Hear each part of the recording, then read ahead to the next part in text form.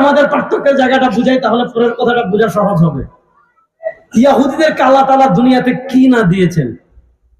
মুসা আলাইহিস সালাম তাদের নবী, ঈসা আলাইহিস সালাম তাদের নবী, এবং বনী ইসরাইল পৃথিবীর একমাত্র জাতি। আল্লাহ নবী সাল্লাল্লাহু আলাইহি ওয়াসাল্লাম সহিহ বুখারীর হাদিসে বলেছেন, কানাত বানু ইসরাঈল তাসুসুহুমুল আম্বিয়া কুল্লামা হালাকা নাবিয়্যুন খালাফাহু নাবিয়্যুন।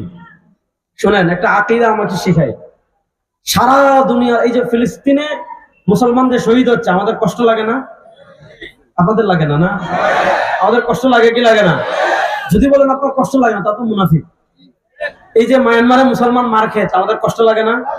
আমাদের কষ্ট লাগে বলেই যখন তারা টেকনাফে এসেছিল, সারা বাংলাদেশের মানুষ দেখছেন না, এমনও হয়েছে মহিলা তার কানের দুল দিয়ে দিয়েছে।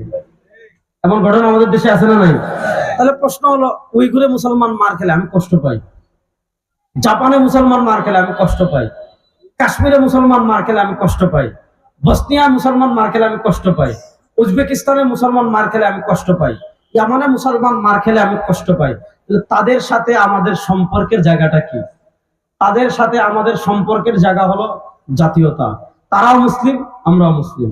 বলেন তারাও মুসলিম, বলেন না তারাও মুসলিম।